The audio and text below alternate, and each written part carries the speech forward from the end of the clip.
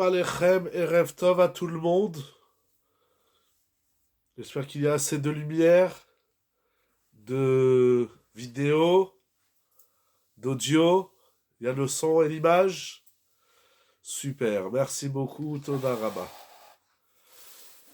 Brav et Rabotai et Erev Tov, tout le monde est là. On peut décoller, on peut Bezrat Hashem, s'envoler dans la paracha de cette semaine. Parachat Ve'ele Amishpatim Baruch Hashem, tout le monde est là. Et j'espère de bonne humeur. En tout cas, la Torah, elle va nous mettre dans cette bonne humeur. Je voudrais dédier le shiur pour la tzlacha, la réussite de mon ami Rabbi Yonatan et toute l'équipe de Yeshiva Zoom. Vraiment un immense merci pour tout ce que vous faites. Toda Rabba, que je vous compte de bonheur, ainsi que tous ceux et le Kala Kadosh, ceux et celles qui sont là avec nous ce soir et surtout les shiurim de Yeshiva Zoom. Moraï Verabotai, Parashat Mishpatim. Ve'ele amishpatim asher tasim lifnehem. Voici les lois que tu placeras devant eux. La paracha de Mishpatim, qui contient beaucoup de plus de 50 mitzvot, 50 commandements, on le voit bien lorsqu'on lit la paracha, cette quantité de mitzvot que la paracha, nous sommes à Matan Torah, cette quantité de mitzvot que la Torah énumère dans cette semaine, c'est assez impressionnant. Tous les Mefarshim sont d'accord pour dire que Parashat Mishpatim contient essentiellement, je dis bien essentiellement, elle ne contient pas que cela, mais essentiellement des lois, des mitzvot qu'on appelle Ben Adam Lachavero. Des commandements qui relie l'homme à son prochain. D'ailleurs, aujourd'hui, c'était 25 Shevat, l'Aïloula de Rabbi Israël Salanter, Alav Shalom.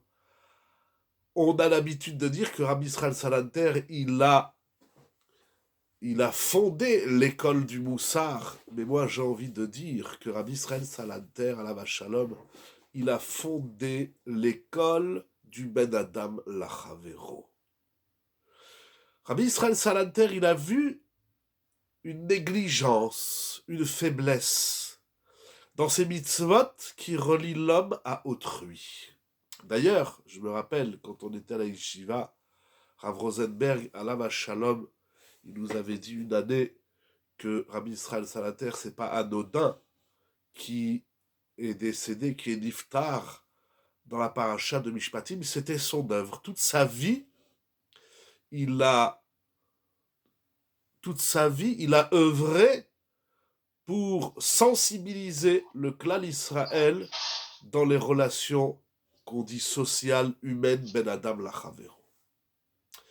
Toutes ces mitzvot de Ben Adam Lachavero, qui d'ailleurs, nos sages nous enseignent que dans les tables de l'Alliance, les Luchot Abrit que nous avons reçues au Har Sinaï, il y avait 2 tables, 2 Luchot. Sur l'une, il y avait 5 mitzvot qui sont de l'homme vis-à-vis d'Hachem Ben Adam Lamakom.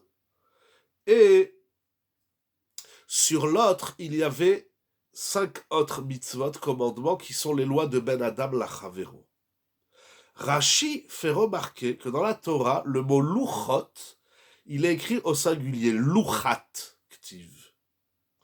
Rashi nous dit, melamed sheshnehem shavim. C'est pour nous dire que ces 2 tables sont égales. Qu'est-ce que ça veut dire que ces 2 tables sont égales? Là aussi, nous avait enseigné Rav Rosenberg, Alav Shalom, que les lois de Ben Adam Lachavero et de Ben Adam Lamakom, de l'homme vis-à-vis d'Hachem et de l'homme vis-à-vis d'autrui, sont égales. Il n'y a pas de, comment dirais-je, il n'y a pas de raison à minimiser ou à voir de façon d'un regard, je dirais presque de mépris dans les mitzvot qui sont de l'homme vis-à-vis d'autrui. Shnehem ayu shavim. Comment le commandant de Shabbat serait Ben Adam Lachavero? Non. Les 5 premières, dont qui contient Shabbat, c'est Ben Adam Lamakom. Shabbat, c'est Ben Adam Lamakom. Anochi, Lo Yeh, Lo Tissa. Shabbat et Kibud Avem, c'est Ben Adam Lamakom. Et les 5 autres, Lo Tirtzach, Lo Tinaf, Lotignov, Lotarne Berachet Shaker et Lotachmod, c'est Ben Adam Lamakom. Pardon, Ben Adam Lachavero. Donc Shabbat s'inscrit dans les mitzvot de Ben Adam Lamakom, de l'homme vis-à-vis d'Hachem. Toutes ces mitzvot-là, de Ben Adam Lachavero, des relations sociales, des midot entre l'homme et son prochain, s'inscrivent dans Chazal, dans les propos de nos maîtres de la Torah, le Midrash, la Gemara, le Moussar, dans les livres de la Torah, quand on parle des relations de Ben Adam Lachavero, on appelle ça, on inclut un générique qui s'appelle le Chesed. La notion du Chesed, donc ça va de la modestie envers autrui, ça va bien évidemment du Gmilut Chassadim, de la patience, du don de soi, etc. Toutes les relations de l'homme vis-à-vis d'autrui, ça s'appelle Gmilut Chassadim. Et la Torah insiste ici et là, beaucoup en tout cas dans cette paracha, c'est-à-dire après, on est juste après Matan Torah, on est en vérité au cœur de Matan Torah. La Torah nous parle de toutes ces mitzvot que je nommerai dans son générique le Chesed. Dans le Chesed, dans le rapport que je dois avoir avec l'autre, dans les midot, dans les actions, dans les pensées, le Lachon Hara, c'est aussi une loi qui s'inscrit dans le Chesed. Toutes les mitzvot, Ben Adam Lachavero, s'appellent Chesed. Il y a quelque chose que je voudrais réfléchir avec vous. Pourtant, la paracha s'appelle Mishpatim, pas Chassadim. Mais Mishpat, ce sont les lois de l'homme vis-à-vis d'autrui. Ce sont des Mishpatim, parce que c'est Akadosh Baruch Hu qui nous les a ordonnés. À la différence des Chukim, les Chukim qui nous ont été donnés par Hachem, bien évidemment, mais les Chukim, ce sont des lois de l'homme vis-à-vis d'Hachem. La vache rousse, ne pas mélanger le lait et la viande, le Shatnez, ne pas mélanger le lin et la laine dans les vêtements. Ça, ce sont des mitzvot de l'homme vis-à-vis d'Hachem. Les Mishpatim, ce sont des lois de l'homme vis-à-vis mais de l'autre, mais vous avez posé une bonne question, pourquoi on appelle ça des Mishpatim? Shofet. Shofet, c'est le juge, la loi. Les Hafshit, ça veut dire aussi comment dirais-je, un peu se défaire de soi, mais nous allons poser quelques questions avant de rentrer dans le vif du sujet. Si le chesed, il a une place aussi vis-à-vis d'Akadosh Baruch Hu, bien sûr, tout à fait. On peut faire du chesed même envers Hachem, mais c'est pas le sujet de ce soir. On va parler du chesed des hommes envers eux. Peut-être qu'on rebondira sur le chesed qu'on fait vis-à-vis d'Hachem, Kaviachol. Hachem, il fait du chesed aux hommes. Olam chesed imané, toute la Torah, elle est chesed. Hachem, il est chesed, bien évidemment. Regardez, je me suis posé une question toute simple. On voit ici et là dans la Gemara, par exemple une Gemara très connue au traité Sanhedrin, Maya se Adam veinatzel michevle shel Mashiach. La Gemara demande qu'est-ce que l'homme doit faire pour être épargné des souffrances qu'on dit pré-messianiques, des événements douloureux, dramatiques, qui adviendront au peuple d'Israël et au monde avant le venue du Mashiach. Qu'est-ce qu'il faut faire pour être protégé des souffrances pré-messianiques? Et la Gemara dit, il dit Rabbi Eliezer, Ya'asok baTorah ou begmilut Chassadim. Si je devais citer, ne serait-ce que les textes de la Torah, écrite et orale sur le chesed, la nuit n'en suffirait pas. Il y a tellement de choses à dire. Le Chafetz Chaim, il a écrit un livre très important qui s'appelle Ahavat Chesed, la mitzvah de prêter l'argent, la mitzvah d'accueillir des invités, la mitzvah d'accompagner un défunt au moment de son enterrement, Alvayat Hamet, etc., etc. Achnasat Kala, aider un Khatan, une Kala à se marier. On a tout le temps. Ok. C'est gentil, merci beaucoup. Baruch Hashem. Toutes ces mitzvot-là s'inscrivent dans le chesed. Et Rabbi Eliezer a dit pour être protégé des événements dramatiques qui se passeront avant la venue du Mashiach, Ya'asok baTorah ou begmilut Chassadim. L'homme doit s'investir dans l'étude de la Torah et dans la Gmilut Chassadim. Alors, il faut d'abord les étudier chacun séparément, en quoi la Torah nous protège des Chevlo Shel Mashiach, des contractions traduites de la venue du Mashiach, et en quoi le Chesed, la Gmilut Chassadim, nous protège de Chevle Mashiach. Et ensuite, il faudra comprendre une idée commune, et ce ne sera pas l'exercice de ce soir. Mais on voit que le Chesed, il occupe une place majeure dans la Torah et dans la vie d'un Ben Israël. Les premières lois détaillées que Moshe Rabbeinu va transmettre aux enfants d'Israël, ce sont les Mishpatim qui sont essentiellement des lois qui sont Ben Adam Lachavero. Donc en simple, on va le prendre pour un acquis, en simple, les mitzvot de Ben Adam Lachavero, le Chesed, dans ce générique, le Chesed, occupe une place importante dans la Torah et de ce fait dans la vie d'un Ben Israël, d'une Bat Israël. La question que je me pose, c'est pourquoi ces lois de Ben Adam Lachavero sont-ils si importantes et fondamentales dans la Torah? Pourquoi la Torah, pourquoi Hachem nous demande tellement de nous investir dans ces mitzvot qui nous relient aux autres? Ve'afta l'ereacha kamocha, zeklal gadol matora. Et la Gemara et les Mefarshim expliquent que la mitzvah de tu aimeras ton prochain comme toi-même, elle inclut toute la Torah. Tout le monde connaît l'histoire, ou pas, du goy qui voulait se convertir. Très bonne question, mais il existait le Der Eretz, il existait avant la Torah. Mais là, c'est en termes de mitzvah, de commandement. On le voit chez les Avot, chez Adam, Noach, Avraham, Yitzhak, Yaakov, les tribus. On voit le travail des midot, le travail du chesed. On le voit, Avraham, c'est le chesed. Comme Yitzhak, comme Yaakov, comme les Imaot, etc. Mais là, c'est en termes de mitzvah, de commandement. Avant la Torah, il n'y a pas des commandements, mais ça ne veut pas dire qu'il n'y a rien. Donc, pourquoi il est si fondamental pour Hachem que les Bnei Israël, ils travaillent ces relations humaines? Pourquoi c'est si important?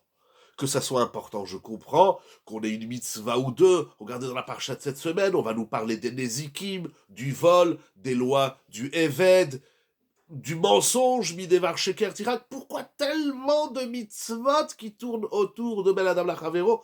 Et pourquoi Ben Adam Lachavero, il est le klal? Klal comme kolel, c'est-à-dire que Ben Adam, le chesed, il englobe toute la Torah, au point que le Sfat Emet, écrit dans Tavresh Memchet, dans la paracha de cette semaine, il dit que les mitzvot de Ben Adam, on va lire quelques phrases, il dit l'homme doit se corriger dans les mitzvot qui le relient à Dieu pour pouvoir recevoir la Torah écrite, et les mitzvot de l'homme vis-à-vis d'autrui pour pouvoir recevoir la Torah orale. Quel est le rapport entre la Torah écrite et les mitzvot de l'homme vis-à-vis de Dieu? Et quel est le rapport entre la loi orale et les mitzvot de l'homme vis-à-vis de son prochain? Mais il dit une phrase, Velood, c'est une idée qu'on retrouve dans beaucoup de Mefarshim, mais comme je l'ai relu dans la paracha de cette semaine, dans le Sfat Emet, Velood, et la Shezo Madrega Yetera, les mitzvot de l'homme vis-à-vis d'autrui, elles sont d'un niveau supérieur que les commandements, que les mitzvot de l'homme vis-à-vis d'Hachem. C'est-à-dire que si tu fais ta tfila et tu dis pas bonjour au voisin, ou tu lui marches sur les pieds, ou tu fais Shabbat, mais tu respectes pas ta femme et tes enfants, ou si tu mets les tfilines, ou toute mitzvah soit-elle, mais ton rapport avec les hommes, il est abîmé, alors toute ta Torah, elle est abîmée. Les relations de l'homme vis-à-vis d'autrui sont supérieures, il nous dit le Sfat Emet.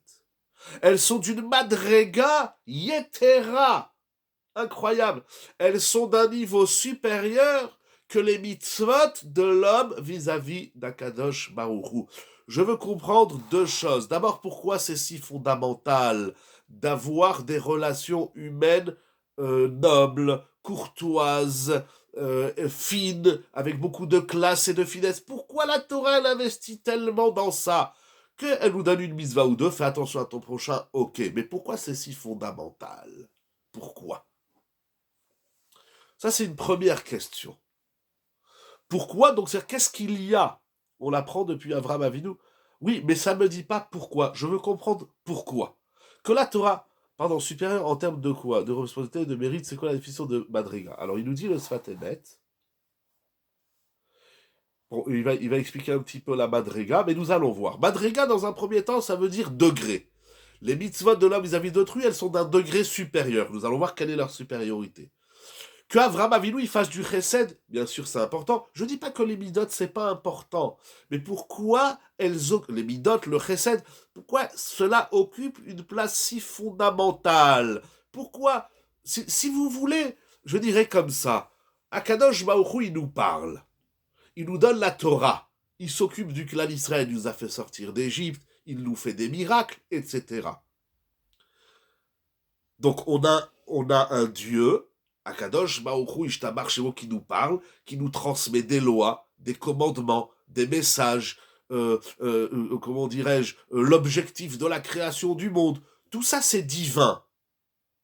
Mais pourquoi, qu'est-ce qu'il y a de si fond? Pourquoi Akadosh Baruch Hu dit mais fais attention à ton prochain? Surtout que donc Abraham, il est fait du chesed, ça ne nous dit pas encore que c'est si fondamental que cela.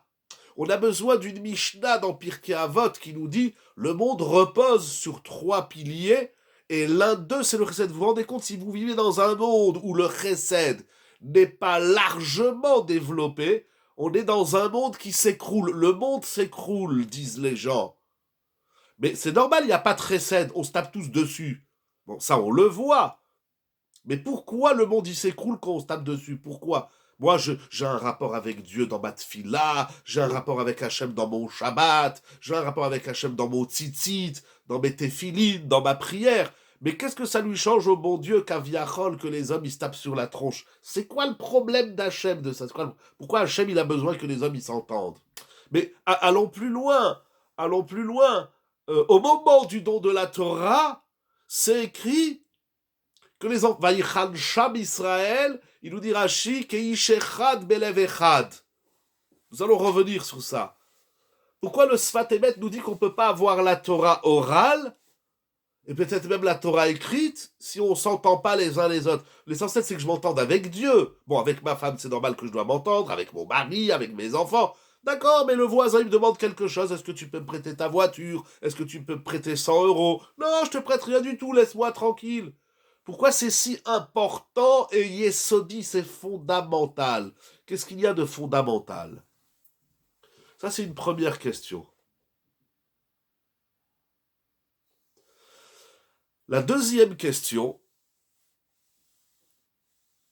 pourquoi le monde il n'aurait pas de tikkun individuellement? Je vous assure, moi je pense, c'est très grave ce que je vais vous dire et c'est faux bien évidemment, mais si on était dans un monde où chacun il reste chez lui à la maison et on regarde pas ce qui se passe chez le voisin et puis voilà, et puis le monde il serait tranquille. Qu'est-ce que l'Amérique elle a besoin de savoir? Qu'est-ce qu'elle fait la Russie? Et qu'est-ce que la Russie elle a besoin de savoir? Qu'est-ce qu'elle fait la Syrie? Et qu'est-ce que la Syrie a besoin de savoir? Qu'est-ce qu'il fait Israël? Chacun restez chez vous, laissez-nous tranquilles.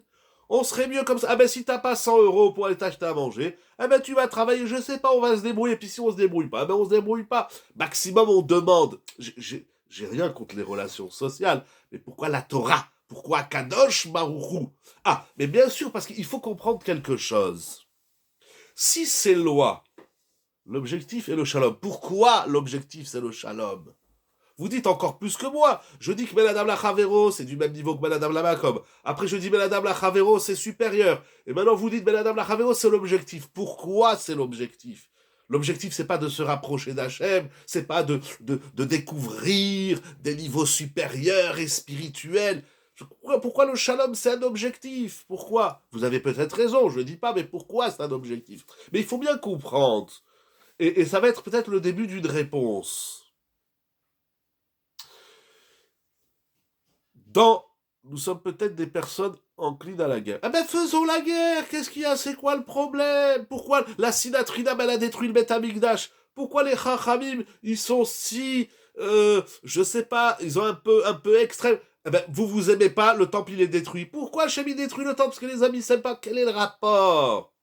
Il faut bien comprendre quelque chose. Ça va être le début, encore un début à la réponse, à l'idée qu'on va essayer de développer.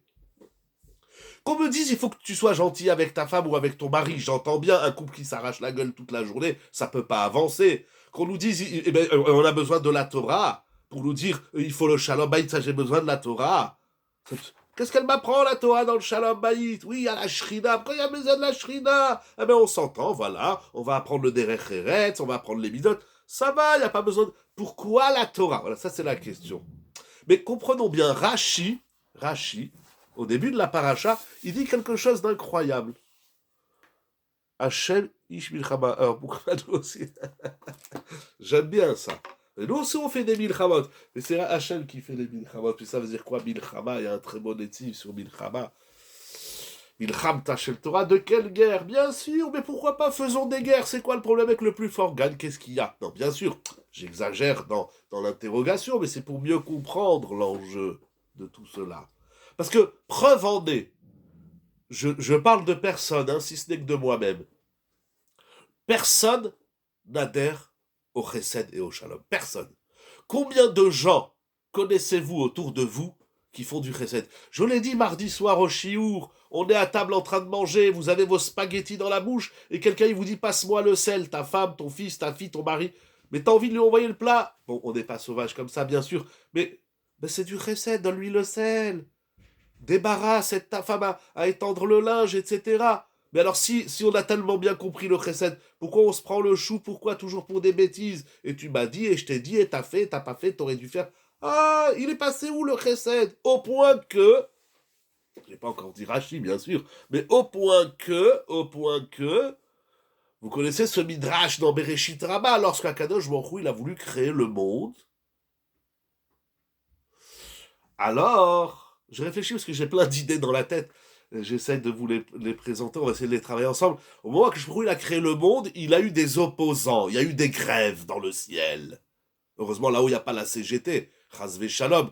Mais il y en a qui se sont opposés. Les Malachei Hacharet se sont opposés. C'est parce qu'Akadosh Baruch Hu, il leur demande, qu'est-ce que vous en pensez si je crée l'homme?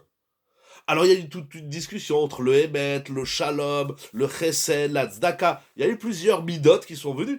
Puis le Chesed, il est venu et il a dit Yibare. Le Chesed, il a dit à Kadosh Baruch Hu de créer l'homme. Pourquoi?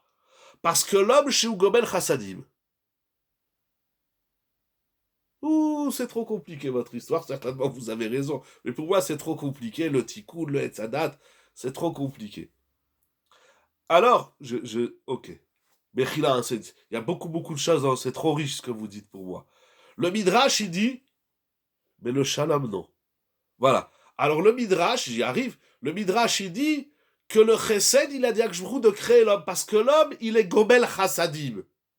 Lorsque c'est arrivé le tour du Shalom, il dit, est-ce qu'on crée l'homme? Il a dit non, parce qu'il est Kulok Tata. Ça veut dire que d'après ce Midrash, il y a quelque chose de complètement dingue. Ça veut dire que le chesed, il dit oui, il faut créer l'homme parce que l'homme, il fait du chesed. Le shalom, il a dit il faut pas créer l'homme parce que l'homme, il fait la guerre. Alors, on fait du chesed dans la guerre. Alors, on fait pas du chesed. Première question.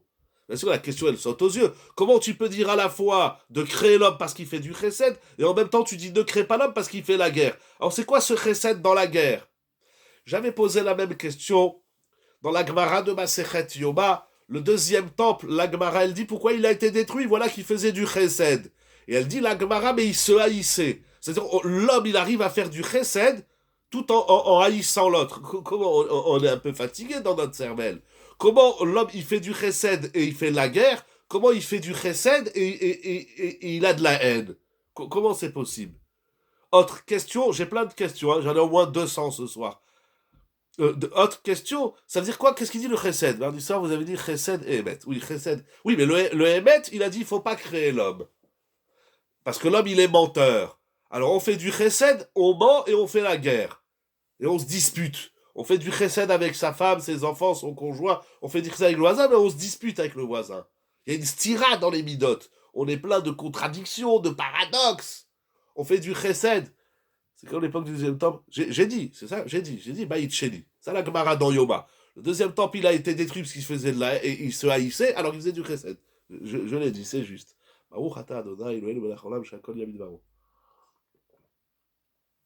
Mais surtout, ce qui m'impressionne dans ce midrash, C'est que le Midrash, il dit, le chesed, il a voté pour la création de l'homme. Il a dit oui, il faut créer l'homme. Pourquoi? Parce que l'homme, il fait du chesed. Moraï Verabotai, vous savez qu'est-ce qu'il dit Rav Volbe? Il dit quelque chose d'incroyable. Dans Aléchour, Chelek Bet, lorsque Rav Volbe, il nous parle du chesed, il dit tous les jours, il faut faire un exercice de chesed. Au début, quand je lisais ce Rav Volbe, je dis mais c'est une blague. Moi, je fais du chesed toute la journée. Ça veut dire quoi? Rav Volbe, il dit fais du chesed au moins une fois par jour. Donc il y a une réglementation dans le chesed. Exactement, nous y arrivons. C'est quoi cette réglementation? Alors je dis, Rav Volbe, il dit, fais un exercice de chesed par jour. Au moins un chesed par jour. Mais moi j'en fais 10 000. Toute ma vie c'est du chesed.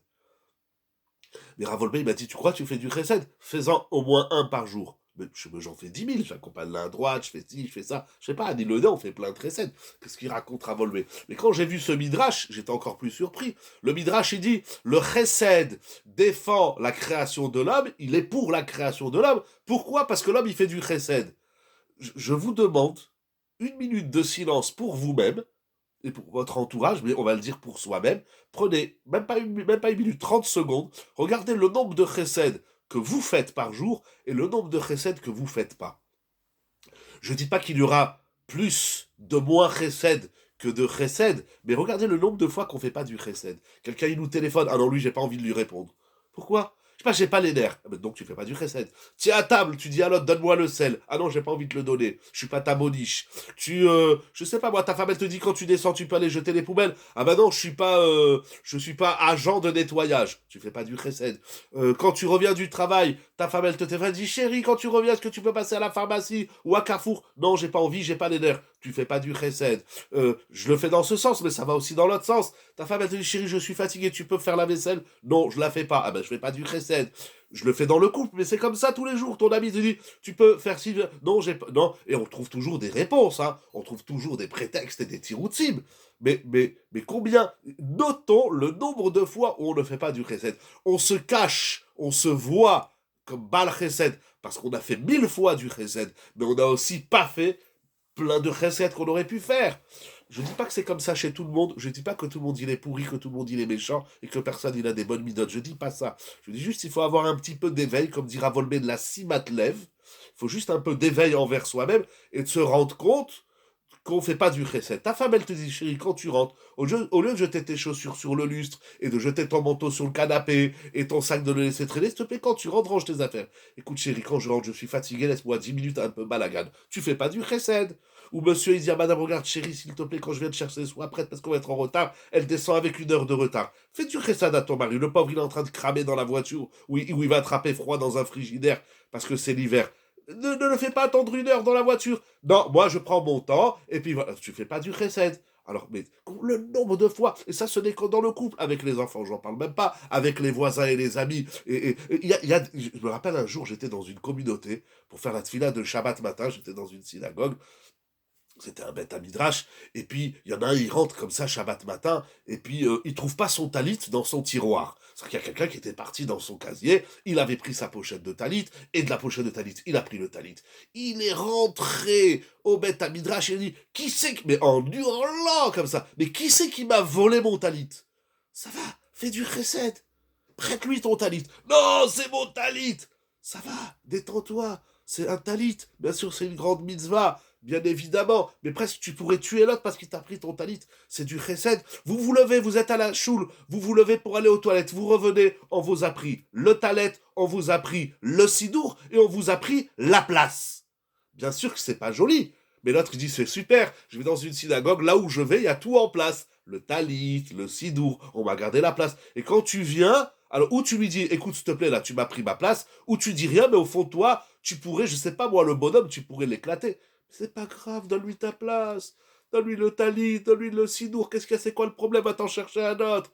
Voilà, mais il y a des milliers d'exemples comme ça. Ou bien non, alors les gens qui se disputent. Ah non, moi tu m'as fait monter 4e alors que j'avais demandé, ou tu m'as fait monter 5e alors que j'avais demandé 4e. C'est monté au Sefer Torah, c'est une bracha. Que tu sois le 4e ou le 5e, c'est quoi le problème? Ishtabach, c'est mon lad ou l'olméronabim. Jusqu'à quand on va se prendre la tête? Oui, mais pourquoi le rabbin il a fait monter lui 2 fois dans le mois et moi je suis monté une fois, ça fait 2 mois. Ah, ribono shalolam, tous ces cheshbonot, c'est du chesed, ça. Mais je vais pas passer la soirée à donner des exemples sur le manque de chesed. Juste quelques exemples où il faut se rendre compte le nombre de chesed qu'on fait pas. Alors, ce que je comprends pas, c'est comment le chesed, il dit à Hachem, oui, il faut créer l'homme, parce que l'homme, il fait du chesed. Mais l'homme, il fait pas que du chesed, il fait plein de pas chesed. Et puis, donc cette contradiction. Et puis alors tout ça, moi je comprends plus rien. Alors c'est quoi? Mais en vérité, il faut comprendre quelque chose. Il faut comprendre quelque chose. Pourquoi c'est si important? Pourquoi c'est si majeur? Pourquoi on nous dit qu'on fait du chesed? Alors il y a un Rashi qui est très connu, hein, au début de la paracha. Rashi fait remarquer quelque chose d'intéressant. Tout au début de la paracha, le premier mot, Ve'ele amishpatim. Pardon, je prends le Rashi. Un Rashi magnifique. Ah. Alors, pardon, excusez-moi. Ah, Ve'ele amishpatim. Qu'est-ce que ça veut dire? Il dit Rashi. Incroyable. Où est Rashi? Rashi dit pourquoi c'est écrit? C'est écrit Ve'ele amishpatim. Voilà. Ah, voilà. Ve'ele mosif à la rishonim. Voilà. Parce que alors, Rashi, là, il analyse le Vav, la première lettre de la paracha, Vav. D'ailleurs, on l'appelle dans la Torah le Vav Achimour. Le Vav, c'est la lettre qui fait la liaison entre ce qu'il y avait avant et ce qu'il y aura après. Ici, dans les lois Ben Adam, c'est extraordinaire, ça s'appelle le Vav. Le Vav Achimour. Rashi dit pourquoi la Torah, elle commence et voici. Elle aurait pu dire voici les lois, c'est quoi? Et voici. Hein, vous comprenez qu'il y a un problème. Ce Vav, il est en trop. Il dit Rashi parce que Ve'ele se rajoute. C'est un rajout, c'est une extension de Parashat Yitro. Pour nous dire quoi? Alors Rashi va dire deux choses. Premièrement, parce que les lois de Ben Adam Lachavero aussi, elles ont été dites au Sinaï. C'est incroyable ça. Mais moi je croyais que les lois sociales, c'était quelque chose d'humain. Comment il s'appelle? Aristote, il a écrit Éthique à Nicomaque. Il y a plein de philosophes, de penseurs, de sociologues, de psychologues qui ont écrit des livres sur les lois relationnelles, humaines, sociales, l'éthique entre les hommes. Nous, ça vient du Sinaï. Ça vient du Sinaï. Le Sinaï, il a besoin de nous dire ne mens pas, ne tue pas. Mais ça, les goïms aussi, ils ont dit. Alors, pourquoi nos lois sociales, elles viennent plus du Sinaï que les leurs? Rashi continue, il dit quand il y a un litige, il va le dire, vous lirez dans Rashi, lorsque tu as un litige avec ton prochain, va voir un dayan, va voir un rave. Il ne faut pas aller voir un avocat, c'est ce qu'on appelle le issour de arkaot. On n'a pas le droit d'aller, sauf dans certaines conditions, bien évidemment, c'est tout un sujet dans la Gemara, dans le Shulchan Aruch. On va pas voir on va pas se faire juger chez les goïms, on va voir un dayan.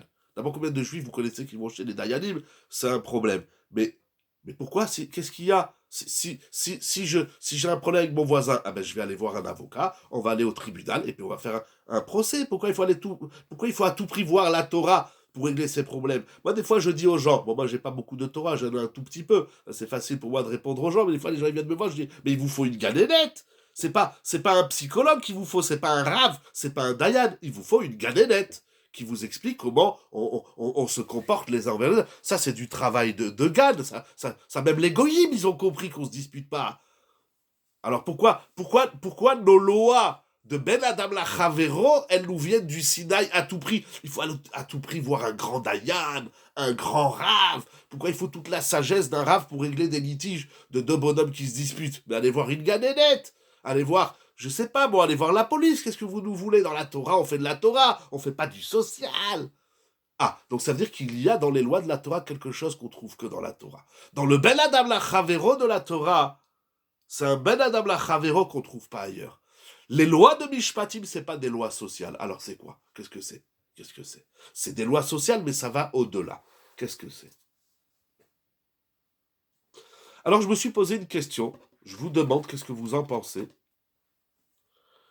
J'en suis arrivé à une conclusion qu'il faut que je comprenne c'est quoi le chesed tout simplement. Alors le chesed c'est un grand sujet. Encore une fois, ça manque pas les textes et les soubiotes qui parlent du chesed. C'est quoi le chesed? C'est quoi le chesed à la base? À la base, c'est quoi le chesed? Est-ce que le chesed, ou en d'autres termes, jusqu'où? Où y a-t-il une limite dans le chesed? Y a-t-il une limite? En d'autres termes, qu'est-ce que vous en pensez? Y a-t-il une limite? Bon, bien sûr, si quelqu'un me dit est-ce que tu peux me prêter 100 000 euros et je les ai pas, bon, ben je les ai pas. Désolé, je vais peut-être t'aider à les avoir. Je connais des gens, je vais leur téléphoner. Tu peux prêter 100 000 euros. J'ai un ami qui veut monter une affaire, il veut acheter une voiture, une maison. Bon, mais je les ai pas. Ça c'est limite. Tu me demandes de t'aider à porter un sac de 200 kilos. Désolé, je peux pas. Ça c'est des limites physiques. Oui, loye becha evion. Ça veut dire quoi? Qu'est-ce que vous voulez dire avec loye becha evion?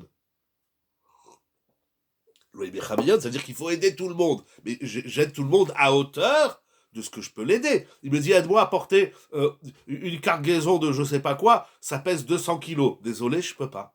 Je peux pas porter 200 kilos. Bien sûr, donc voilà, à hauteur. Donc ça c'est ce que j'appelle une limite physique, matérielle, financière. Tu me demandes 100 000 euros, si je les ai, je te les prête. Bien que souvent les riches, ils ont plein d'argent, ils veulent pas le prêter pour mille et un prétextes. Mais bon, peu importe.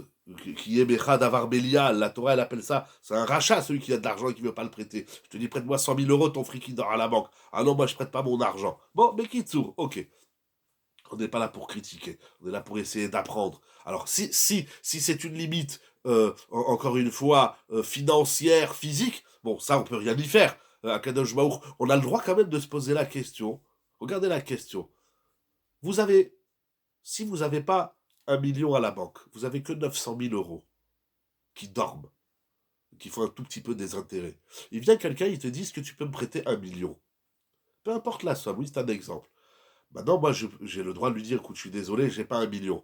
Je peux te prêter 500 000 euros, je peux te prêter 800 000 euros, je peux te prêter maximum 900 000, mais plus je peux pas, je les ai pas. Est-ce que je suis répréhensible? Non, je suis pas répréhensible, je les ai pas. Même 100 euros, je le fais sur 1 million. Je dis, tu me prêtes 100 euros, je suis désolé, j'ai pas, je peux te prêter 50 euros. Moi, aujourd'hui, ça m'est arrivé, quelqu'un il m'a dit, est-ce que tu peux me prêter 100 euros? Je lui ai dit, j'ai pas. Voilà, j'ai pas. Je peux te prêter 50 euros, si tu veux. Il m'a dit, d'accord, voilà, je te prête 50 euros. J'ai pas 100 euros. Donc voilà. Mais, alors très bien. Mais je me suis quand même posé une question. Pourquoi Kadosh Baruchou, est-ce que, est-ce que le fait qu'il me demande, c'est que...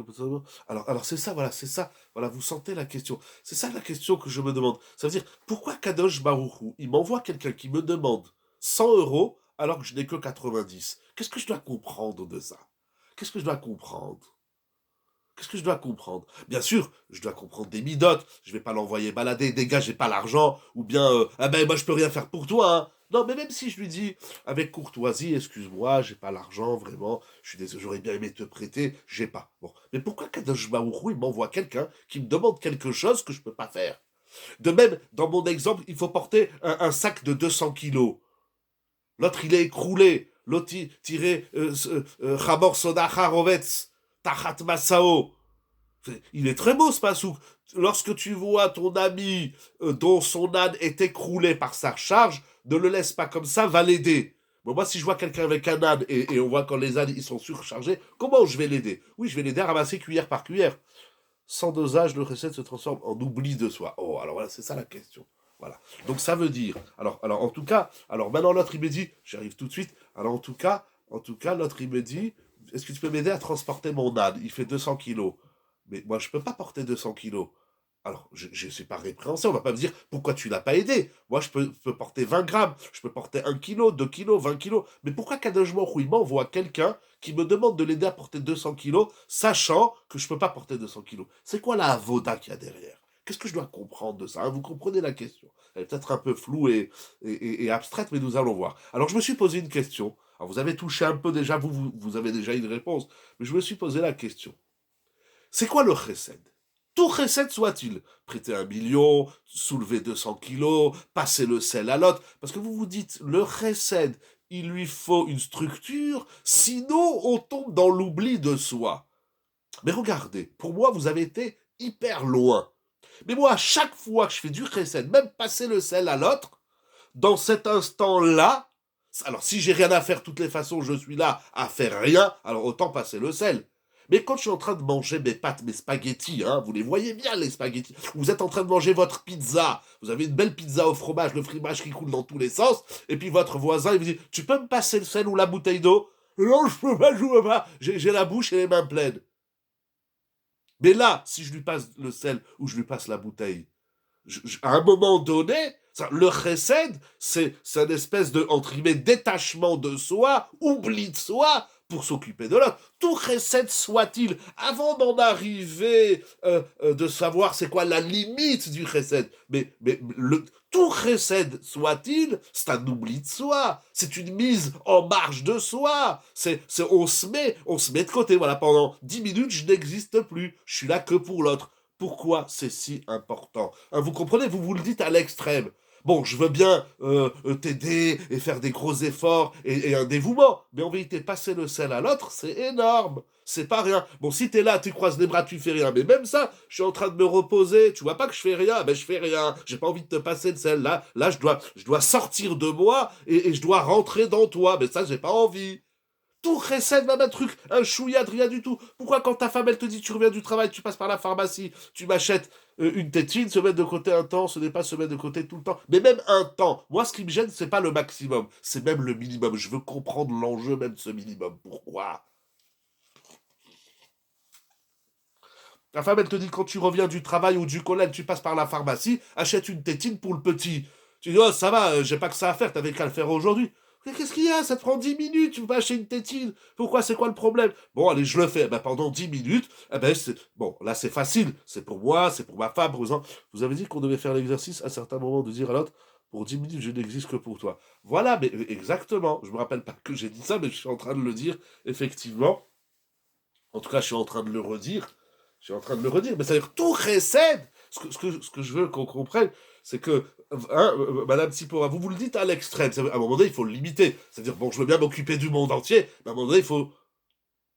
Oui, 10 minutes. Oui, mais alors, ok, très bien.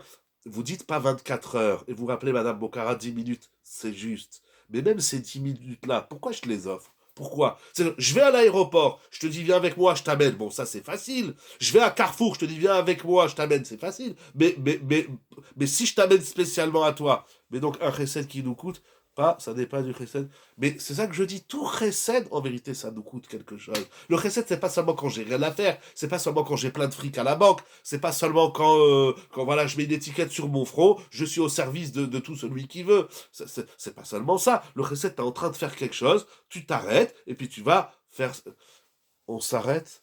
Où s'arrête le recette? Oui, mais vous demandez où il s'arrête. Moi, je demande où il commence, le recette. Alors, je me suis posé une question très grave.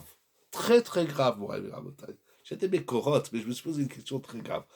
Avant de savoir où il commence, où il s'arrête, ce sont des questions importantes, hein, fondamentales, et c'est du quotidien. Imaginez votre femme, toutes les 5 minutes, elle vous demande quelque chose. Au bout d'un moment, t'exploses. Ou ton mari, toutes les 5 minutes. Chérie, tu peux me passer le sel? Donne-moi le verre d'eau. Est-ce que tu peux me resservir? Je suis pas ta modiche. Oh, tu peux te lever. Tu peux te lever. Toi aussi, tu peux aller à la cuisine et me chercher ce que je veux. Il n'y a pas de problème. Ce soir, c'est moi. Et demain, et la prochaine, ce sera toi. On verra. C'est-à-dire, oui, mais mais moi, je veux comprendre. Alors c'est quoi le chesed? Alors, regardez la question. Elle va vous faire rire, j'espère, en tout cas. Est-ce que le chesed qu'on fait à l'autre, c'est un oubli de soi, c'est une mise en marge de soi, c'est un effacement de soi pour l'autre, ou bien, et regardez, je vais vous dire un ridouche, peut-être que c'est pas ça du tout le chesed. Parce que personne ne veut s'oublier pour l'autre. Personne ne veut disparaître pour l'autre. Personne. Peut-être c'est ça la avoda, peut-être. Moi, je sais pas. Mais je me dis peut-être. Qu'en faisant du chesed à l'autre, c'est pas l'autre que je fais exister. Est-ce que c'est pas Jésus qu'on existe? Voilà. Exact. Voilà. Vous êtes deux à le dire. Voilà. Le chesed, c'est pas je m'efface pour l'autre, mais en faisant du chesed à l'autre, je forge ma personnalité. C'est à travers l'autre. En fait, c'est écrit dans le sabbat de Kelem. Hein, c'est mes fourrages dans les Sfarim, ce que je dis. Sabbat de Kelem, c'est le Talmud de Rabbi Israël Salater. Peut-être que le chesed que je fais à l'autre, le premier bénéficiaire du chesed, c'est pas l'autre, c'est moi. C'est oui, l'autre. Il va bénéficier, je vais lui passer le sel, je vais lui prêter de l'argent, je vais l'aider à trouver du travail, je vais lui faire ses courses. Bien sûr que l'autre, il a un bénéfice.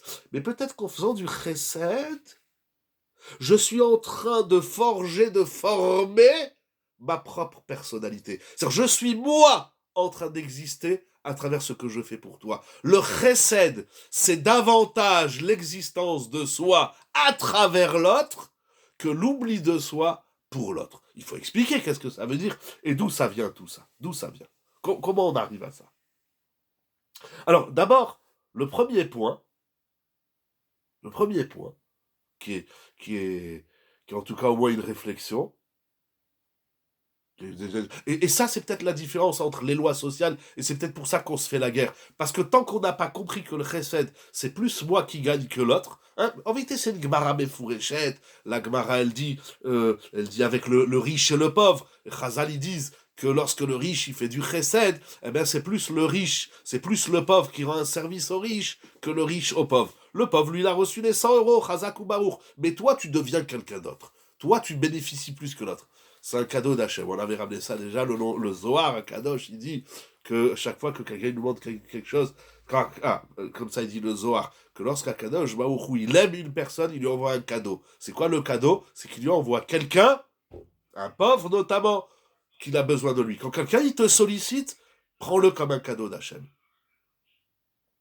Ce cadeau d'Hachem que je reçois, c'est à travers. C'est quoi un cadeau? Quand tu me fais. Hachem, il me fait un cadeau, il dit je t'envoie quelqu'un qui va avoir besoin de toi. Eh ben, ce cadeau, c'est pour moi, c'est pas pour lui. Lui, c'est-à-dire en vérité, l'autre, celui qui te demande un service, c'est pas lui l'essentiel dans l'histoire. L'essentiel, c'est toi. Seulement, le toi, il va se forger à travers l'autre. Tu vas devenir ce que tu vas devenir à travers ce que tu fais pour les autres. Mais nous allons voir que ça va aller bien plus loin que ça. Beaucoup plus loin que ça. Ça veut dire que lorsque... Alors d'abord pourquoi? Parce que quand on fait du chesed, on doit travailler toutes les midotes. La patience, l'éclat du visage, harat panim, sévère panim yafot, la gentillesse, la douceur, le nombre de midotes qu'on doit travailler pour faire du chesed, c'est tout simplement ce qui va forger l'être. Sans chesed, tu te forges rien du tout. Peut-être que tu vas forger ta neshama, et encore. Mais en tout cas, tu vas rien faire de toi. Tu deviens rien du tout. C'est-à-dire, comment on va dire, on structure, et on donne naissance à notre être à travers ce qu'on fait pour les autres. Qu'est-ce que ça veut dire et jusqu'où ça va? C'est-à-dire chaque fois que je refuse de faire quelque chose à l'autre, c'est pas l'autre qui n'existe pas. C'est que je suis en train, moi, de ne pas exister. C'est incroyable. Si on a compris ce Yesod, alors le Chesed, on se pose plus la question jusqu'à quand et jusqu'où, sauf si c'est technique et s'il est 2h du matin et tous les soirs je t'appelle pour qu'on aille courir ensemble sur la promenade des Anglais, à un moment donné tu vas dire écoute, je veux bien te rendre un service, je le fais une fois dans l'année, comme ça c'est sympathique, mais ne m'appelle pas tous les soirs à 2h du matin pour aller courir sur la promenade ou pour papoter. C'est une résistance à l'existence de refuser des autres. C'est une résistance à l'existence de soi. Je refuse d'exister lorsque je refuse d'aider. Lorsque j'aide, ce n'est pas l'effacement, ce n'est pas le gommage de soi, mais bien au contraire. D'abord, et dans un premier temps, on le voit dans les bidotes. Mais jusqu'où ça va? On n'est pas au bout du chesed, on ne fait que commencer le mardi soir, un mardi soir sur deux. Et là, on fait que, à travers la paracha de ce soir, on fait que commencer le chesed. Ça veut dire en d'autres termes, lorsque quelqu'un il te demande quelque chose, tu dois en faire ce que j'ai appelé ces derniers temps un Edgar, un challenge. Qu'est-ce que moi, je vais... Comment je vais grandir? Comment je vais rayonner? Comment je vais exploiter mes potentialités à travers la salière ou le verre d'eau que l'autre il me demande? Le chesed, c'est pas le gommage de soi, c'est l'existence de soi. Lorsqu'on refuse de faire du chesed, c'est qu'on refuse pas seulement de faire exister l'autre, mais on refuse soi-même d'exister. C'est-à-dire, je suis très bien comme ça, je veux pas que tu me déranges dans ma vie, je veux pas évoluer, je veux pas travailler mes midotes, je veux pas réfléchir sur le sens de la vie, alors laisse-moi dans mon coin, et puis c'est tout. Voilà, on refuse, le refus du chesed, c'est un refus à l'existence. Exactement et tout à fait. Mais, ça ce n'est que le début, je dis bien c'est que le début, attention, attention. Quand vous m'avez dit que vous avez du temps, alors on va avancer un peu, bon, je vois, il nous reste à peu près une dizaine de minutes. Jusqu'où ça va? Jusqu'où ça va? Il y a quelque chose d'incroyable. Parce que, mais pourquoi alors le ressenti est à l'inverse? Parce que l'homme ne veut pas exister. L'homme croit qu'il existe dans la non-existence de soi. L'homme, il croit qu'il existe dans l'oubli de soi. Parce que l'autre, il nous renvoie à nous-mêmes. L'autre, il nous renvoie à nos potentialités. L'autre, il nous renvoie à ce qu'on est capable de faire. Et ça, on n'a pas envie d'entendre. On s'est fait une vie pépère. On s'est fait une vie canapé. On s'est fait une vie avec qu'on a déjà tracé jusqu'à la fin des temps. Et même quand le Mashiach vient, il y a des gens qui savent même qu'est-ce qu'il... Alors, il y a un truc extraordinaire. Bon, je pensais pas le dire ce soir, mais on va le dire. Il y a un truc extraordinaire, c'est que personne ne sait comment les choses vont se passer quand le Mashiach va venir. Comme ça, il écrit le Rambam à la fin de Ilchot Melachim. Et même les discussions qui allaient dans les Chachamim, le Rambam il dit personne ne sait qu'est-ce qui va se passer quand le Mashiach va venir, comment les choses elles vont se dérouler et qu'est-ce qu'il va y avoir après. C'est impossible de savoir. Comme ça, il écrit le Rambam. Regardez à la fin de Ilchot Melachim. Ça veut dire quoi? Pourtant, il y a des gens, ils ont une vie tracée même jusqu'à après la venue du Mashiach. Ils disent bon, après, je vais faire ci, je vais faire ça. Et ils ont une vie tracée jusqu'à la fin des temps et même au-delà de la fin des temps et même au début de la fin et de la fin du début des temps. Ils savent tout, qu'est-ce qui va se passer dans le monde entier. Il y a des spéculateurs, beaucoup les journalistes, ces réchaïm de la planète, ils font ça, et beaucoup, il y a des gens, ils travaillent la prévention. J'adore ce truc-là, la prévention, là. Il ne sait pas ce qui va se passer dans 5 minutes, il te dit qu'est-ce qui va se passer dans 50 ans. Bon, mais Kitsour. Alors ça veut dire quoi, ça? Comment on va rebondir à partir de ça? Comment on va rebondir? Par quoi? Position du Chesed? Par quel, ça veut dire et celui qui refuse le chesed et qui me fait descendre. Alors, pardon, alors, question par question. D'abord, Mechila, le processus. Par quel processus? D'abord, l'existence d'une personne qui est en face de moi, déjà ça, c'est du chesed. Faire la place à l'autre. C'est-à-dire que je suis capable, j'ai une potentialité, j'ai un békoar, j'ai une énergie enfouie que je ne vais pouvoir manifester qu'à travers et dévoiler qu'à travers celui qui est en face de moi. Celui qui va au fin fond du Tibet ou de la forêt pour exister, il n'existe pas. L'homme, il existe quand il est entouré de plein de gens que tu crois qui t'énervent. Voilà. Alors, il y a beaucoup de travail de vie, etc. Comment ça marche? Mais c'est ça, parce que notre vie, on l'a tracée. Moi, j'ai dit, voilà, je finis de travailler à telle heure, je rentre à telle heure, et voilà ce que je vais faire à la maison, et voilà comment je vais me lever demain, etc. Et c'est comme ça, on a notre vie, elle est tracée. L'homme, il a peur du challenge. L'homme, il a peur de l'inconnu. C'est un peu normal, je dis pas que c'est pas normal. C'est normal, on va où? Je sais pas, dans l'inconnu. Non, on prévoit, c'est normal aussi de prévoir, c'est normal. Mais on prévoit tout en laissant une possibilité à l'autre, soit-il.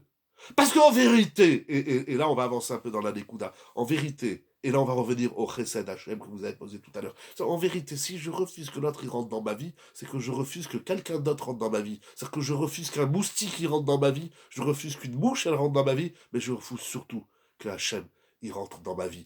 La relation de l'homme vis-à-vis de l'autre, c'est un machal, c'est un exercice pour que tu laisses refuser le changement, mais tout ça, refuser le changement, c'est-à-dire que je refuse, mais attention, il y a refusé le changement de l'homme vis-à-vis de l'homme. Je change, non, l'homme il n'aime pas changer, mais que je change à cause de toi, ça c'est insupportable. Tu rentres dans ma vie, je suis en train de manger mes spaghettis, je suis en train de manger ma bolognaise, je suis en train de manger ma pizza, tu me demandes le sel, c'est insupportable. Tu rentres dans ma vie. Mais à partir du moment où tu laisses pas l'autre rentrer dans ta vie, tu vas voir que même Hachem, tu vas l'empêcher dans ta vie. Comme un moustique qui te dérange, comme ta femme, ton mari, tes enfants, ou quiconque comment te dérange, eh bien quand Hachem il rentre dans ta vie, ça te dérange. C'est le refus du changement qui nous provient à cause, entre guillemets, des autres. Alors que tout autre soit-il, le moustique, la mouche, l'homme, l'autre en tout cas, et Akadosh Baruch Hu sont des éléments qui sont dans un premier temps ressentis comme étant extérieurs à nous, et c'est insupportable. Lorsqu'Akadosh Baruch Hu, il vient nous dire qu'est-ce qu'on doit faire dans notre vie, ça c'est insupportable. Il y a un truc français, il y a une idée en France, je sais pas, je dis en France, je sais pas comment c'est ailleurs, au Canada, en Angleterre, en Espagne, à l'Indonésie, mais les Français disent, moi la Torah, je la fais que si je la ressens. Voilà. Mais je veux pas qu'on m'impose. Ça, c'est pas de la Torah. Ça, je ne sais pas qu'est-ce que c'est, comment on va appeler ça, Adinodea, quelle application ou quel jeu ou quel Google Adinodea. La Torah, c'est pas ça. La Torah, c'est Hachem, il rentre dans ta vie et te dit qu'est-ce que tu dois faire. L'autre, il rentre dans ta vie et te dit qu'est-ce que tu dois faire. Mais c'est insupportable. Vous savez pourquoi c'est insupportable? Je vais vous dire, c'est de l'orgueil. Parce que quoi? Moi, j'ai pas découvert tout seul de quoi j'étais capable. Il faut que ce soit ma femme, mes enfants, mes amis, mes ennemis, l'autre, monsieur, madame. C'est eux qui doivent... Quoi, tu as découvert, toi, quelque chose qu'il y a en moi, ça, c'est insupportable. Alors, tout de suite, l'autre, on le remballe. Mais regarde quand tu es en train de manger ton morceau de pizza avec le fromage qui coule dans tous les sens. L'autre, il te demande un verre d'eau, il te demande la salière. Là, tu dois déployer non pas quelque chose de surnaturel, non pas de quelque chose de surmoi, on n'est même pas dans le surmoi, c'est que tu dois, là, toi-même, te voir, te percevoir autrement que ce que tu t'es perçu jusqu'à aujourd'hui, et ça, c'est insupportable, parce que l'autre, il est rentré dans ta vie. Et une intrusion de l'autre dans ma vie, c'est que lorsque l'autre, il me demande du chesed, en vérité, il est en train de s'introduire dans ma vie. Tu t'intruses, tu t'introduis dans ma vie, tu rentres chez moi, et ça, c'est insupportable. Non mais Coco, t'as pas compris que si je rentre chez toi, c'est pour te montrer de quoi tu es capable? Ouais, mais c'est pas à toi de me le montrer, je dois le découvrir tout seul. Mais tu vois pas que ça fait des milliards d'années que tu es sur Terre et que t'as toujours pas compris? C'est pas grave, je veux comprendre tout seul. Ça, c'est stupide, on perd un temps fou et de l'énergie folle. Quand quelqu'un, il te demande un chesed, il y a un challenge. Il y a un challenge du dévoilement de toi vis-à-vis de l'autre, et en vérité, c'est ça que tu dois lui dire merci. Le riche, il doit dire merci au pauvre, plus que ce que le pauvre, il doit dire au riche. Le pauvre, il a reçu ce qu'il a reçu. Merci beaucoup, Todarama, je la karatatov. Morav et Rabotai. Mais allons encore plus loin. Allons encore plus loin. Beaucoup plus loin. Ça, ce n'est que le début du chesed. Alors, pardon, s'il y a eu pas mal de questions qui ont surgi en même temps, je vais bien laisser 30 secondes si vous voulez les renvoyer, sinon je continue. Je vais bien faire du chesed. Merci pour tous vos chassadim. Morav et Rabotai, allons plus loin. Parce que toute cette idée-là, et plus encore, hein, je vous dis vraiment, on est dans l'introduction du chesed, et plus encore. Tout ça, tout ce chesed, à quel moment il nous est enseigné? Au moment de Matan Torah. Alors là, il y a quelque chose d'incroyable. Au moment où on vient rencontrer Dieu, Akadosh Baruch Hu nous dit, regarde l'autre. Soucie-toi de l'autre. Ça veut dire que Matan Torah, c'est pas le moment où on vient rencontrer Akadosh Baruch Hu. Au Matan Torah, l'exercice du don de la Torah. Je vous dis quelque chose d'extrêmement amok, mon rêve, Rabotai. C'est très délicat, il y a ici une immense idée. Matan Torah, ce n'est pas la rencontre de Dieu envers les hommes ou des hommes envers Dieu. On ne vient pas rencontrer Dieu. À Matan Torah, on vient rencontrer Dieu qui nous dit quel est ton rapport avec l'autre. Donc, c'est-à-dire que le don de la Torah, c'est la rencontre des hommes entre eux. Ma perception d'Hachem passe par l'existence de moi, que je me forge à travers l'autre. Voilà, très bien. Ma perception d'Hachem. Alors, première idée. Alors, on va dire dans l'ordre. On va synthétiser. Premièrement, à Matan Torah, moi, je viens découvrir Hachem. Je viens entendre la parole d'Hachem. Qu'est-ce qu'il me dit Hachem? Qu'est-ce qu'il me dit à Kadosh Baruch Hu? Je me dis, tu viens me rendre visite. Tu viens écouter ma parole. Tu viens écouter ma voix. Tu viens écouter mes commandements. Tu viens écouter tout ce que j'ai à te dire. Mais comment tu regardes l'autre? Mais quel est le rapport avec l'autre? Je suis en train de parler avec toi, Kadosh Baruch Hu. Le bon Dieu, je te parle à toi, je parle pas avec l'autre, on verra l'autre après. Imaginez, vous parlez à quelqu'un, il dit non, tu ne parles pas à moi, vous allez voir quelqu'un, il dit non, moi, va parler avec ma secrétaire. Mais quel rapport? Je vais te parler à toi, je ne vais pas parler à ta secrétaire. Je viens à la rencontre de Dieu, et Dieu, il me dit, va à la rencontre des hommes.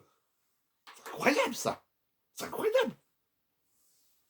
Donc, ça veut dire, alors justement, ça veut dire, mais pour faire du chesed, il faut déjà être construit.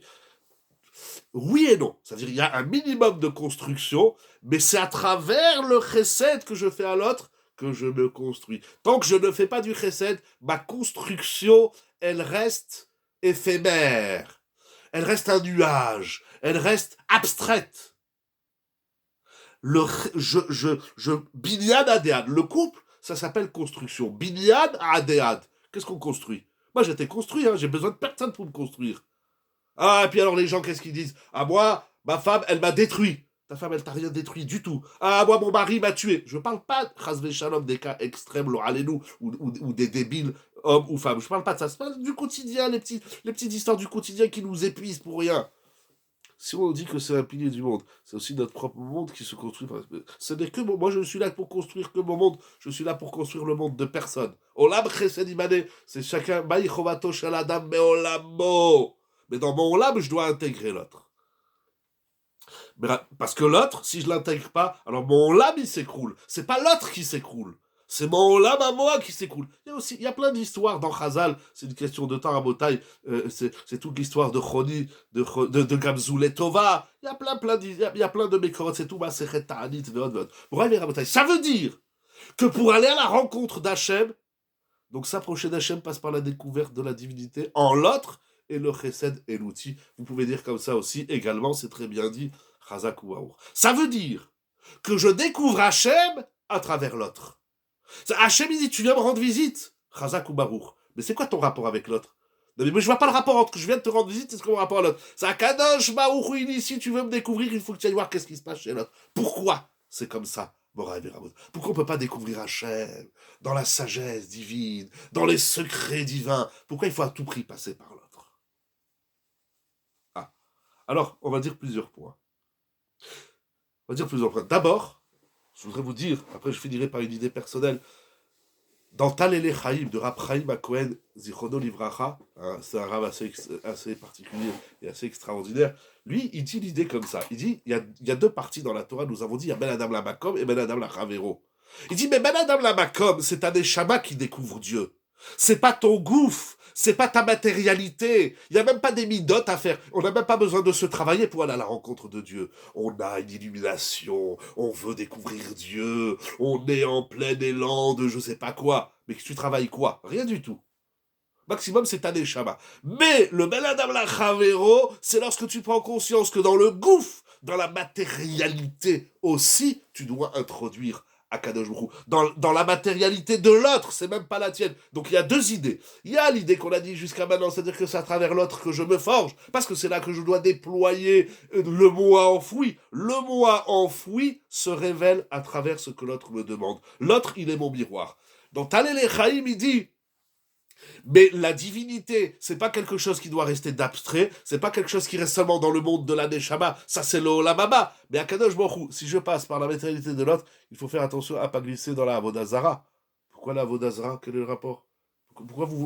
Là, je ne suis pas du tout. Quel est le rapport avec la Avodazara? Que je fasse de l'autre une Avodazara? Peut-être c'est ça que vous voulez dire. J'ai pas compris le rapport. Ah, ou que moi je suis. Ah, que je fasse de l'autre une avodazara. Non, je ferai pas de l'autre une avodazara. Au pire, je ferai de moi-même une avodazara. Ce qui est très grave, bien évidemment, encore plus peut-être même que de faire de l'autre une avodazara. Non, mais en tout cas, l'autre, imlarta et traverecha. Imlarta. Imlarta. Mais ça, c'est une madrega que je ne vais pas parler parce que j'y suis pas du tout. Morev et Rabotai. Ça veut dire que s'il n'y a pas de Ben Adam la Chavero, il n'y a plus de Ben Adam la Makom. Si je forge pas mon être à travers le mélange, je réunis les idées. Si je forge pas mon être à travers le corps et la salière que l'autre il me demande, si je me forge pas à travers la salière de l'autre, alors je rencontre pas Hachem. Mais bien sûr, moi je le rencontre. Ah ben je te passe pas la salière. Ben Hachem, je lui parle dans la tfila, je lui parle dans l'étude de la Torah, je découvre Dieu. Oui, mais tu découvres un Dieu abstrait. Tu découvres un Dieu qui est complètement détaché de la réalité. Quand tu reviens dans le monde de la réalité, pour toi, Dieu n'existe plus. Et ça, c'est très grave. Et ça, c'est la différence. Il dit Talele Chaim, c'est ça la différence entre le chesed des goïm, les lois sociales, et le chesed de la Torah. Dans la Torah, c'est pas aider l'autre. Dans la Torah, c'est, maintenant, faites une longue phrase. Si vous arrivez, peut-être ça va prendre tout l'écran à DLDA, et aidez-moi à faire une grande phrase avec tous les points qu'on a dit, mais c'est l'autre, c'est-à-dire l'autre, l'autre, il est là pour appuyer sur un bouton, l'autre, il est là pour déclencher en moi ce qui est enfoui en moi, que je n'ai pas envie de voir, le moi qui est en moi. Donc l'autre, il est mon miroir, il me fait oh coucou, tu es là. C'est-à-dire le chesed, c'est pas je suis là, aide-moi, c'est oh tu es là, donc aide-moi. Et quand tu vas m'aider, tu vas exister. Et quand tu vas exister, tu vas découvrir Hachem, et tu vas prendre Hachem et tu vas le mettre dans un monde réel, matériel, existant. C'est pas un Dieu abstrait, c'est pas un Dieu du monde futur. Il y en a des gens qui vivent toute leur vie que pour l'après. C'est complètement idiot et stupide. Ils sont même prêts à se faire sauter la tête pour ça. Ils sont complètement tarés. C'est stupide. Il n'y a pas de logique. Il n'y a même pas de logique. Bon, je comprends pas ces philosophies de vie. En tout cas, c'est pas la Torah. Dans la Torah, ça ne te fait pas sauter la tête pour Hachem. Il faut faire sauter la tête à personne, ni à Dieu, ni aux hommes, ni à l'autre, ni à personne. Bon, mais Kitsur Morav et Rabotai. J'ai beaucoup aimé cette idée. Il développe longuement dans son Sefer sur Shemot Alelechem. En tout cas, ça veut dire maintenant tu as découvert Dieu. Ben, ce Dieu que tu as découvert là-haut, il faut que tu l'amènes ici. On vit pas dans l'au-delà, on vit dans l'au d'ici. Et c'est ce que tu as découvert là-haut qu'il faut que tu le ramènes ici. Si tu n'arrives pas à prendre les choses divines qui sont en haut et les vivre là, et donc parce que tu dois déployer. Parce que c'est facile de parler à Dieu. C'est très facile. Hein. Vous savez, les Midrashim, ils disent que même les animaux, ils parlent à Dieu. Mais quelle est la différence entre une vache? Parce qu'il y a Perek Shira, c'est un Midrash extraordinaire, bien évidemment, commenté par plein de Mefarshim. Mais quelle est la différence entre les animaux qui chantent à Dieu et les humains? C'est qu'une vache, jusqu'à la fin des temps... Pardon, j'ai reçu un appel, ça a coupé. c'est qu'une vache, tout ce qu'elle chante à Dieu, elle restera toujours une vache. Le crapaud, il restera toujours un crapaud. Le chat, le mouton, la moustique, toujours. Mais l'homme, non. L'homme, quand il chante à Dieu, il se construit, il se dévoile, il se découvre, il prend Hachem. La vache, quand elle chante à Dieu, elle met pas Hachem elle met pas Hachem dans la paille.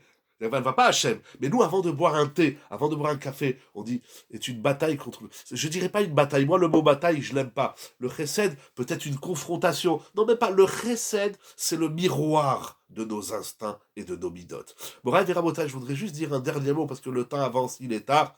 Je voudrais juste dire un dernier mot sur cette souga. Bon, c'est une grande souga. Encore une fois, j'invite les dames le mardi soir, un mardi sur deux, donc pas le mardi qui suit, mais le mardi en 15, etc. On verra, après c'est pourri. Bon, Bezrat Hashem, on a pris maintenant un petit peu, enfin on a commencé cette semaine sur le chesed, on verra le chesed, la tchouva, tout ça. On se construit grâce au chesed, Chazak ou Baruch, voilà, on existe grâce au chesed qu'on fait à l'autre. Mais, je dis aussi deuxième point, parce que tout ça c'est dit dans le Har Sinaï, c'est qu'on fait exister Hachem à travers le chesed qu'on fait aux autres. C'est-à-dire, si je refuse de te faire du chesed, un, c'est le refus de moi, deux, c'est le refus de Dieu. Le refus de Dieu en cela aussi, je veux pas je veux pas d'intrusion dans ma vie de quiconque, d'un étranger, alors je refuse qu'Hachem y rentre dans ma vie. Deux, oui, on existe grâce au chesed. On existe et on fait exister l'autre, et surtout on fait exister Hachem. D'abord parce que si je refuse que tu rentres dans ma vie quand je mange mes pâtes, alors je refuse qu'il y a quelqu'un qui rentre dans ma vie, donc je refuse Hachem, ce qui est très grave bien évidemment. Et deuxièmement, on vit dans cet état d'esprit du refus de l'autre, tout autre soit-il. Deuxièmement, c'est l'idée du Talé Chaim. Lorsque je fais du chesed à l'autre, je fais exister Hachem, parce que je prends Hachem et je le fais exister dans ce monde-ci. Mais peut-on revenir sur la limite du coup? Alors très bien, mais je vais essayer Bliléder parce qu'il est tard Bliléder, mais ça veut dire comme ça. La question, c'est plus jusqu'où, c'est à partir d'où. C'est où commence le chesed. On peut répondre à la limite si d'abord on a commencé le chesed. Maintenant, on va commencer du chesed, on va commencer à faire ce chesed. Ça veut dire quand l'autre il me demande quelque chose, qu'est-ce qui m'arrive là? C'est quoi le challenge pour moi, pour l'autre et pour Hachem? Voilà, avec ces deux idées qu'on a dit sur le chesed. Je voudrais juste terminer sur un point. En vérité, c'est une très grande question. Alors, la première partie, le triangle chesed, l'autre Hachem, est difficile à comprendre. Non, mais encore une fois, si je vous laisse pas rentrer dans ma vie, c'est que je vais pas laisser Hachem rentrer dans ma vie. Parce que dans la tefila, je lui demande des choses, mais si Hachem lui dit, il n'y a pas de problème, et je vais rentrer dans ta vie, tu vas lui dire, non, c'est moi que je commande ma vie. C'est pas toi. La preuve, je laisse pas ma femme, mes enfants, la société. Personne n'y rentre dans ma vie. On vit dans un état d'esprit où c'est moi qui gère ma vie. Voilà, le grand mensonge de l'humanité, c'est qui gère l'homme. Est-ce que c'est moi? Oui, bien sûr, on est chacham, on a du sechel, très bien, mais je vois, ma femme elle rentre dans ma vie, mes gosses ils rentrent dans ma vie, mon mari rentre dans ma vie, mes beaux-parents ils rentrent dans ma vie, la société elle rentre dans ma vie, le monde entier il rentre dans ma vie, et moi j'existe où? Mais tu existes à travers ce que tu fais pour le... C'est là que tu vas déployer chez l'un, envers l'un la savlanout, envers l'un la hanava, envers l'un le silence. C'est là que tu vas déployer les plus belles qualités qui sont enfouies en toi, que tu n'as pas envie que ce soit les autres qui te le disent. Et si tu veux pas que ce soit les autres qui te le disent, tu vas refuser aussi quand c'est Hachem qui te le dit. Et donc quand tu fais exister l'autre, ça c'est la deuxième idée du talé, ça c'est la première idée. Deuxième idée talé des chaïm, c'est que lorsque tu fais exister l'autre, automatiquement tu fais exister Hachem. Pourquoi? Parce qu'Hachem, dans le ciel, il existe déjà. Mais Hachem, il va exister sur terre. Et comment il existe sur terre? À travers ce que tu fais pour l'autre. Si tu fais rien pour l'autre, Hachem, il n'existe pas. Parce que tu prends toute sa Torah, les mitzvot de Ben Adam vis-à-vis de l'homme vis-à-vis de Dieu. Pardon, je vais vous demander de la renvoyer dans une petite seconde. Je finis juste l'homme à la renvoie une fois. Mais là, lorsque je fais les mitzvot de l'homme vis-à-vis d'Hachem, Hachem, je fais exister Hachem où? Dans le monde de la Neshama, dans les Olamot, dans les mondes spirituels, dans les mondes métaphysiques et abstraits, etc. Mais comment je fais exister Hachem ici dans ce monde-ci? C'est ce que je fais pour l'autre. Avant de terminer, Mouraï et Rabotai, une dernière phrase. Pardon, Mechila, Madame Boka, si vous voulez renvoyer la question avec plaisir. Alors, un chesed qu'on peut pas faire, c'est une occasion manquée. C'est un refus d'Hachem de passer pour nous pour exister. Non, non. Alors en vérité, j'ai pas répondu à cette question. Je vois le temps, il file à une allure tellement ouf alors la limite par rapport à l'action de la limite et pourquoi Hachem alors il m'envoie un recette que je peux pas faire. En vérité, il y a une très grosse avoda. D'abord, c'est une avoda de Hanava parce que ne crois pas que tu peux régler tous les problèmes des autres. Et si tu as vu que tu ne peux pas régler tous les problèmes des autres, dis-toi. Mais là aussi, c'est un chesed. Hachem il te fait un chesed. Ça veut dire mince, je peux pas régler. L'autre il me demande 100 euros. J'ai que 80 euros dans la poche. Donc je suis pas là pour régler tous les problèmes des autres. Donc peut-être que même moi, vis-à-vis de moi-même, là aussi, c'est une forme d'existence aussi, alors tout à fait. On existe à travers ce qu'on fait, et on existe aussi à travers ce qu'on ne peut pas faire. Mais bon, vous comprenez que tout ça, il faut le développer davantage. Pardon que j'ai pas répondu à la question de la limite, parce qu'avant de parler de la limite, il faut d'abord commencer le travail. Et le début du travail, c'est de se dire que quand l'autre, il me demande quelque chose, avec tout ce qu'on a vu. Je voudrais juste terminer avec quelque chose d'un petit peu plus peut-être romantique ou de plus sensible. Mais moi, je me suis rendu compte dans l'histoire, et pas seulement moi, mais tout le monde se rend compte. Imaginez un juif qui fait la Torah et les mitzvot, ou même dans n'importe quelle autre religion du monde, même si dans la Torah, elle n'existe pas, c'est de la Avodazara, mais peu importe. Prenez un homme de Dieu, on va dire comme ça. Prenez un homme de Dieu qui se comporte mal avec les gens. Est-ce que vous avez arrivé, par exemple, il est sale, il est cochon, il parle mal à tout le monde, il est méchant. Est-ce qu'on arrive à le regarder? Est-ce qu'on arrive à entendre quelque chose d'un homme qui se comporte mal? Mal dans le sens relationnel. Il n'est pas sympathique, etc. En tout cas, voilà, c'est un peu plus sensible, c'est pas tellement une svara, mais on vit dans le monde des humains. Et dans le monde des humains, eh ben, il faut respecter. Le chesed, c'est du kavod. Le chesed, ça commence par le kavod. Si quand tu te mouches, ça te dérange l'autre, eh ben, bouge-toi, il va te moucher ailleurs. On dit, ça change quoi? On est en train d'étudier la Torah. Oui, mais si l'autre, il est écœuré de ta gueule, alors il peut plus entendre la Torah de toi. Si l'autre, il est gêné parce que tu n'as pas de considération, alors il peut rien entendre de toi. Il peut pas entendre ta Torah. Pour moi, tu n'es pas un homme de Dieu si ce que tu découvres de Dieu, tu ne peux pas le transmettre. Ça, c'est le chesed.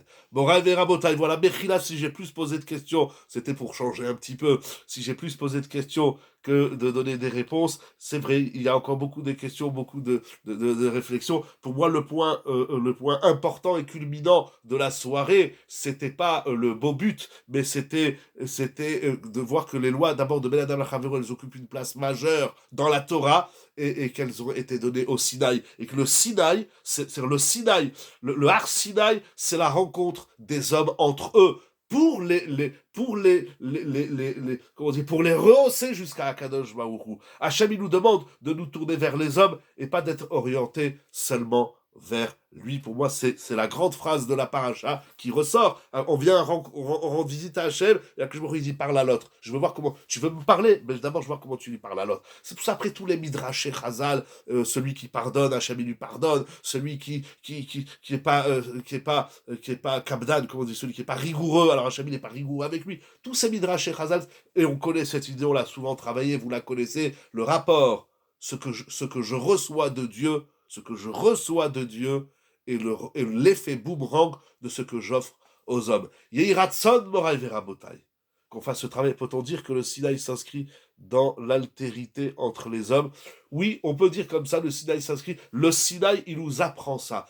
Au Sinaï, on n'a pas été à la rencontre d'un Dieu, on a été à la rencontre d'un Dieu qui nous demande d'avoir une rencontre entre les hommes. Mais attention, une rencontre entre les hommes qui est détachée de Dieu, ça sert à rien. Une rencontre de l'homme vis-à-vis de Dieu qui n'a pas de retour envers les hommes, ça sert aussi à rien. C'est ça les shavim, c'est ça les shneluchot, elles sont shavim, c'est l'unification de mon rapport avec Dieu qui passe à travers les hommes, parce que moi, j'existe à travers l'autre, c'est l'autre qui me fait exister, même si c'est insupportable à entendre aujourd'hui, avec tout ce qui se passe dans le monde et puis toutes ces voix qui s'élèvent. Enfin bref, et j'existe à travers l'autre, c'est l'autre qui me fait exister, et puisque c'est l'autre qui me fait exister, ben ensemble, on va retourner vers Hachem. On découvre Hachem dans notre relation avec les autres. Si c'est que des relations sociales, c'est dramatique. On voit bien qu'est-ce que le monde, qu'est-ce que le social, entre guillemets, quel potentiel d'Abraham Avinu se sont révélés dans son chesed. Regardez, mon rêve c'est quel potentiel, mais c'est énorme. Vous savez qu'Abraham Avinu, quand on dit qu'Abraham Avinu fait du chesed, je terminerai avec cette question, juste Mechila parce qu'il est tard. Vous savez, quand on dit qu'Abraham Avinu, il est l'homme du chesed, c'est pas tout à fait juste. Ce n'est que la moitié d'Abraham Avinu. Abraham Avinu, on l'appelle aussi l'homme de la foi, l'homme de la Emouna. Abraham Avinu, il a découvert Dieu. Mais comment il a découvert Dieu? Alors il y a ce fameux midrash, mais bon, on peut pas, mais Chida, il est déjà très tard. Mais quand on dit qu'Abraham Avinu c'est l'homme du chesed, ce n'est qu'une facette de son personnage. Et c'est dramatique parce que l'autre facette d'Abraham Avinu, c'est qu'Abraham Avinu il est l'homme de la foi. Et la foi, elle est complètement liée au chesed. Il n'y a pas de chesed sans Emouna, il n'y a pas de Emouna sans chesed, il n'y a pas de relation sociale sans relation divine, il n'y a pas de relation divine sans relation sociale. Morav et Rabotai, je vous dis merci, je vous dis Shabbat Shalom, Yehiratzot, que toutes les bénédictions qu'on peut lire dans Chazal et dans la Torah, on a ramené cette semaine, mardi soir, au Shiur le Passouk dans Michelet, Chesed ve'emet, Yehu Paravod. Quand on fait du chesed, toutes les avérotes, elles sont disparues, toutes les sanctions, elles s'évaporent, qu'Akadosh Baruch Hu, il nous donne à nous, au clan d'Israël, à nos familles, à vous, à tout le monde, au monde entier. Voilà, merci beaucoup surtout aux organisateurs, la société auto-centrée d'aujourd'hui, n'existe pas selon un chiot intéressant. Voilà, merci beaucoup, Todaraba. Exactement. Des cascades de brachot, des cascades de chesed. Quand on fait du chesed, ça nous s'écrit clairement dans la paracha. Je ne peux pas lire avec vous toute la paracha, de lisez ne serait-ce que les psukim. Le chesed, ça ouvre toutes les portes et toutes les fenêtres et toutes les windows de la bracha, de l'existence de soi, de l'existence d'Hachem, de l'existence des hommes. C'est là qu'on a le meilleur. Je vous assure, le chesed, c'est la clé du bonheur, qu'Akadosh Baruch Hu vous comble de bénédictions. Kol mikol kol, pour nous, pour tout Israël, merci beaucoup à toute l'équipe de Yeshiva Zoom, merci beaucoup à vous, mesdames et messieurs, messieurs et mesdames et tout le monde, pour avoir été là avec moi ce soir, pour m'avoir aidé à dire, à forger et à orienter l'idée. C'était pas évident pour moi, parce que c'est très amok tout ça, il faut revenir sur tout ça. En tout cas, je vous dis bonne soirée, Shabbat Shalom, Yeshiva Zoom avec le sourire, pour la gloire d'Akadosh Baruch Hu, bracha, batzlacha, des joies d'ici